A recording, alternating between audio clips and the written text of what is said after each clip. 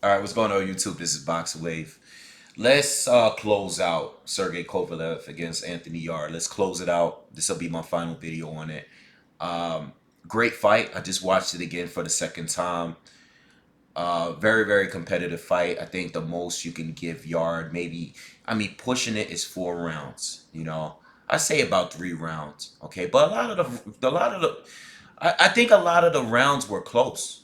Even the rounds that I gave to Kovalev, I felt like there were points in certain rounds where Yard either started off fast but slowed down and Kovalev took over, or there were rounds that Kovalev were winning that I thought Yard pulled strong towards the end.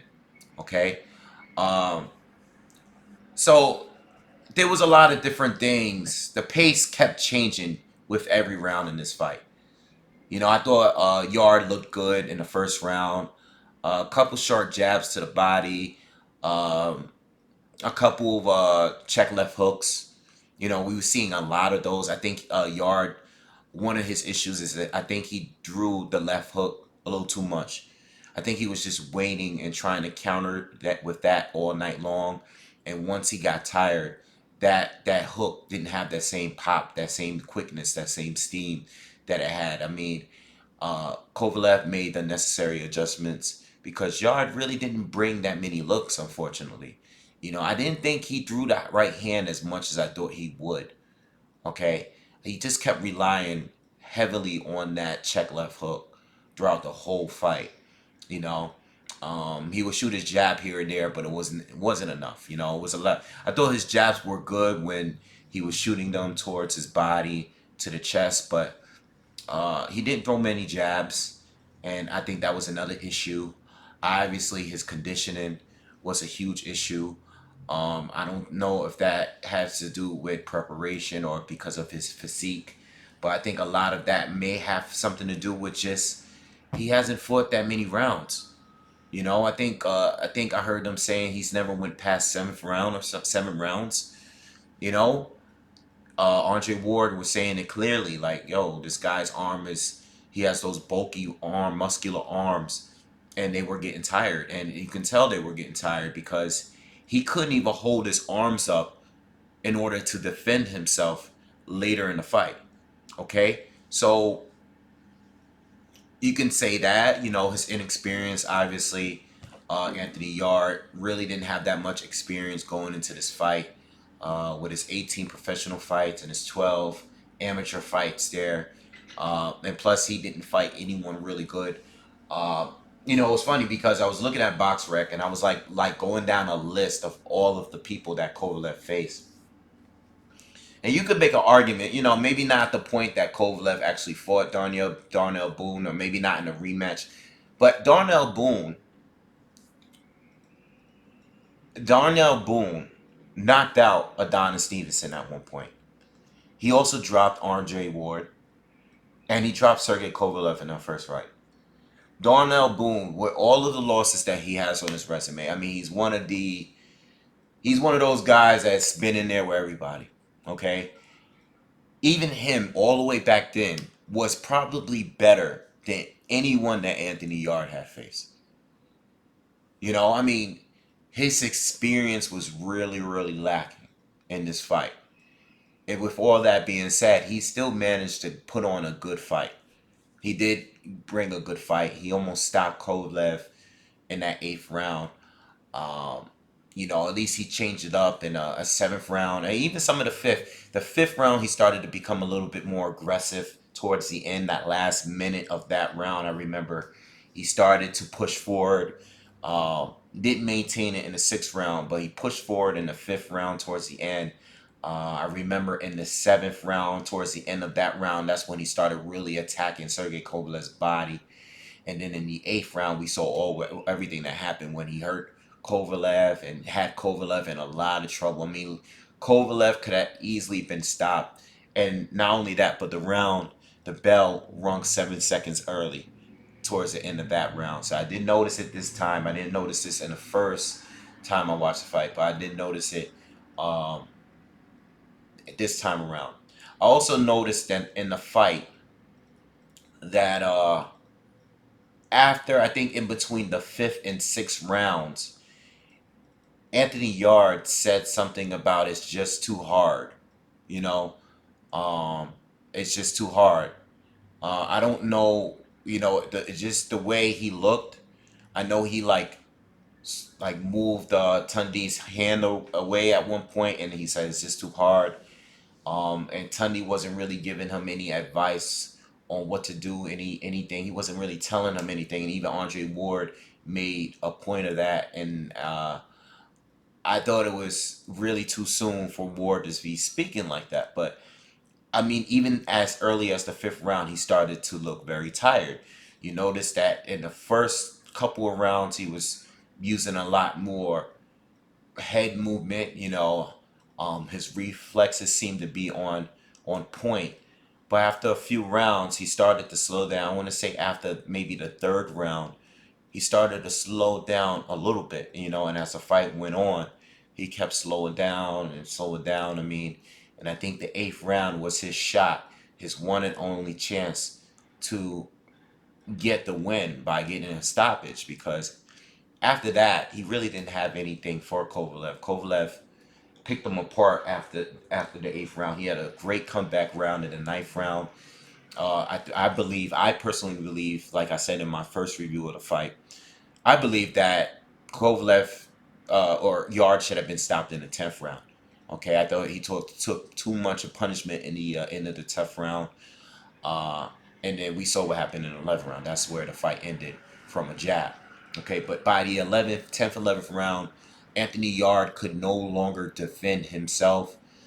He was shot after the 8th round. Okay, that was his final push. All right, all right. So let's move forward. Where do we go from here? Let's talk about Anthony Yard first. Now, obviously, a lot of the fans believe that he should fire Tunde. Okay. Um, this is how I feel about that. If he does fire and decides to move on, that's really on him. Um, Obviously, they need to change things in the camp. Okay, all this stuff about not sparring and not watching video and all this stuff. Um, the way they prepared for this fight, as far as what they're saying, because we can't always base everything on what they're saying. A lot of things could be just be saying. They could be saying certain things. They put certain sparring sessions and videos, and interviews and stuff with the media just to say those things. I have no idea if everything they're saying is true, but as far as the preparation, obviously they need to change things in the camp, okay, to prepare for a fight. All right. Obviously, Yar needs to work on a few things. Okay. I think his defense is lacking. I think he needs to work on his conditioning. I think he needs to work on his jab. Okay. He needs to definitely work on his jab. Um, and he needs to spar. He needs to spar. He have to have guys from different camps come in there, and he needs to work with fighting other fighters. Being that he lacks experience anyway, he needs to put more rounds in leading up to a fight. He has to. Okay. It's just not enough. He got tired way too soon. He was tired. He was gassed before the second half of the fight. That's way too soon. Okay, and especially a guy that's so athletic. A lot of his talent is based off his athleticism and his power. Okay, and when you're slowed down and you don't have the boxing skills and technique that some of the more advanced fighters have, you like a Sergey Kovalev, all right, you really need to work on your stamina. Your stamina has to be on point the whole fight if you're choosing a fight that way. It has to be on point. So when you get tired and you can't move your head and your reflexes is not on point, you're not as sharp, all right? Because you're already gassed. It's like you're getting hit with everything now. Kovalev was popping them jabs from all different angles. He was just comfortable. He looked very relaxed. Even though he struggled a little, even though Kovalev struggled a little bit, um, he looked very comfortable with landing that jab. If if all else failed, he still had his jab. He still had his jab, and believe it or not, but the old man had better conditioning than the young lion. Okay, so he needs to work on things. If he's is he gonna fire Tunney, that's really on him. You know, only him and Tunney have that relationship.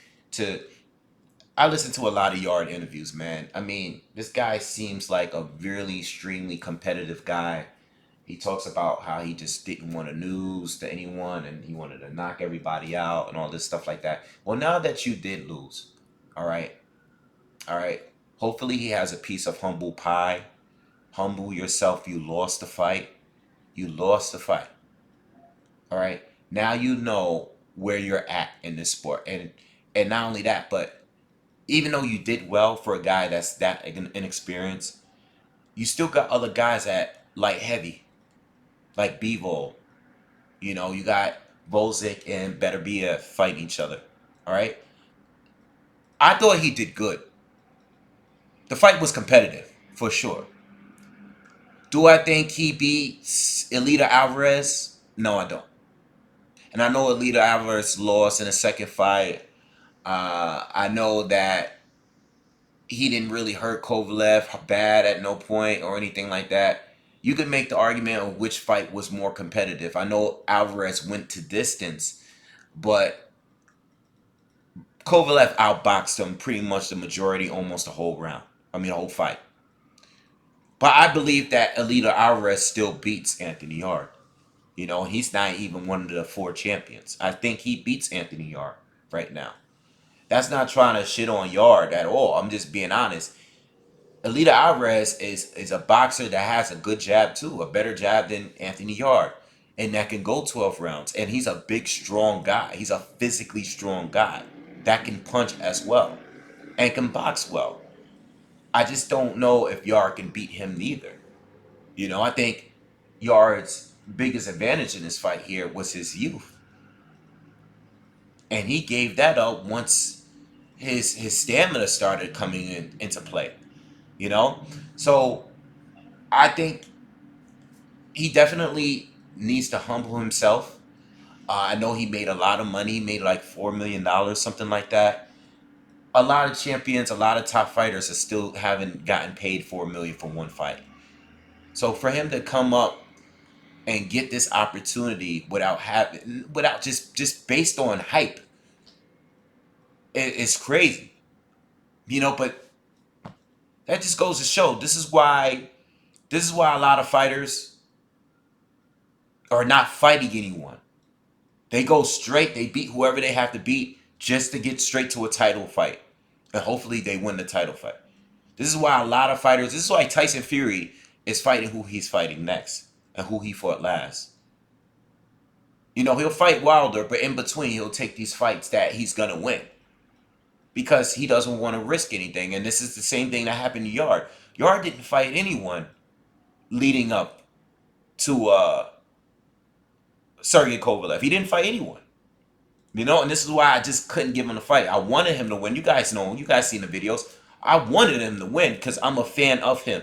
I want him to win. I like him, you know? But in reality, I can't just say he's going to win. What am I basing it on? Me liking him? I can't. I need something more, you know? By you beating up a bunch of bums that Kovalev would beat up too.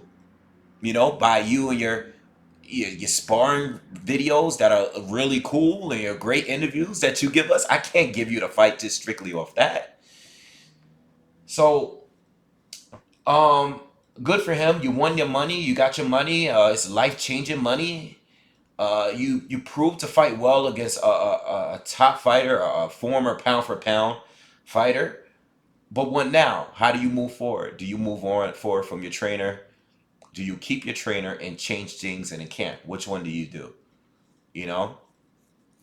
But I have to give Tunney credit because, you know, he still was able to have a good fight with Sergey Kovalev with his lack of experience. You know, but I see that when people think that what they're doing is so good, when you're moving so fast and you get so good in a short period of time, and it's working for you, you're like, why change anything? Well, now that you lost, you got knocked out. Now it's time to change. All right. Now let's talk Sergey Kovalev. What is he gonna do next? All right. Me personally, I would love Sergey Kovalev to unify. That's what I would like. I would like him to take a break, relax. He took some punishment in this fight. He took a lot of punishment in this fight. It was a good, nice, good win. But he took punishment in this fight, regardless of what people say. You took punishment in this fight. Uh, Canelo wants to fight you November 2nd. There's rumors of, or not even rumors. There's a possibility that there may be a catch weight in this fight. So if you're gonna go, you got about 8 weeks now. If you're gonna go straight right into camp a week after your last fight, last tough fight, you haven't given you enough time. Even if you give it another week, you really haven't given yourself enough time to relax, heal, completely heal, and just like you're older guy. I think if this fight was in December 1st, I would say, okay, go for it. Go for it because you are older, so you want to stay active. But once you get into a fight like that, a fight that was pretty much like a war, you don't want to jump back into another fight, especially with a fight, an elite fighter like Canelo, especially if you're going to be dropping down even lower than 175. I think that's just a little too much. So I personally would like Sergey Kovalev to stay, to relax and then unify. But I know the money and the reputation and having Canelo on your resume, possibly having a win over Canelo is big. You know, so I get that. I know Canelo would love to have a Sergey Kovalev on his resume. Canelo right now just seems to just be bouncing around fighting whoever he wants to fight from whatever weights he chooses to fight them at. All right, so it's totally unpredictable. Excuse me, it's totally unpredictable uh, to know what Canelo is doing. What is he gonna do? It's not a bad fight. Like I said, I would like to see it, but I want Sergey to do what he needs to do up at light heavy, and I want Canelo to do what he needs to do down at 160. You know, I personally want the Andre fight more. I'm not saying Andre is better than Kovalev, but when I think of Canelo versus Kovalev, right, this is how I feel. I think Canelo beats Kovalev. I think Canelo beat Kovalev before I saw this fight with Yarde, and I think Canelo beats Kovalev after seeing the fight. Okay, I think he beats Kovalev even without the catch weight. So when they started talking about catch weight, I said, "Oh, well, he would definitely beat him because he's gonna drain Kovalev. The old guy, the guy that's been fighting at 175 his whole career. The guy that's 36 years old is gonna be fighting below 175 now. Uh Coming off a fight, a war with Anthony Yarde, I think he definitely would beat him. You know, now if Kovalev destroyed Yard, it's not like the what this guy Anthony Andy Ruiz. Andy Ruiz just stopped Anthony Joshua, right? He stops him, but he was coming off of a recent fight with Demetrenko. Okay, hopefully I'm saying his name right, Demetrenko, and you know, Andy Ruiz dominated that guy. He didn't receive any punishment, so he was good to go. Went right back into camp, prepared, and fought Anthony Joshua and stops him. This is not the same situation. I don't look at it the same. This is a Kovalev that went into a fight that, even though he stopped his opponent, it took everything for him to win that fight. He almost got stopped his damn self. So I'm like, just take just relax. But that's gonna be a huge payday. That would be a huge payday. uh and the zone wants that big name. They want the big fights for Canelo. They want this, they want the Triple G. They're not even me. Andre is literally right there on the zone with them, and he can't even get a fight. I personally would like to see the Andre fight because that's more of a mystery on who wins that fight. Whereas Kovalev, when I think Kovalev, Kovalev I mean, Kovalev is way more proven. He's bigger. He's more proven than Andre. I'm not talking about. I'm not directly comparing the two of them. What I'm saying is there's a huge question mark here with Andre because I don't know how good he is. I know how good he looks, and I've always thought, even back when he was on with 154, and when Canelo was at 154, I was like, I want to see Canelo fight Andre. I wonder if he can beat Andre. Now there's a chance we can see this fight, but Canelo seems to be looking elsewhere. So that's why I would rather see the Andre fight. I think the Andre fight is more dangerous only because I don't know what Andre is going to bring to that fight. I know what Kovalev is going to bring to the fight. And I know we already know what it takes to beat Sergey Kovalev. We already know his weaknesses which is his age, one, and two is his the body shots. He can't take them. Go to his body. We know Canelo is great at doing that. Not even saying that Canelo totally beats him. I believe he beats him. But, I mean, I think Kovalev has a better chance of beating Canelo than, even probably even more so than Daniel Jacobs. You know? I wouldn't say he has a better chance of beating him than Triple G though. I wouldn't say that. I think Triple G definitely won that first fight anyway. I think the second fight was like, first viewing, I thought Canelo won. Second viewing, I thought Triple G won. It's like one of those, It's like one of those fights. Uh, anyway, that's how I feel about it all. I think the whole thing with Tundi and Yarde and everyone talking shit. I mean, that's gonna come when you're that arrogant, when you're that confident, when you're doing that much time, especially Tundi. Not really Yarde. Yarde is more like a confident guy. Tundi was a lot of arrogance in his interviews. People don't like him, so a lot of people was coming to the comments. They want him fired.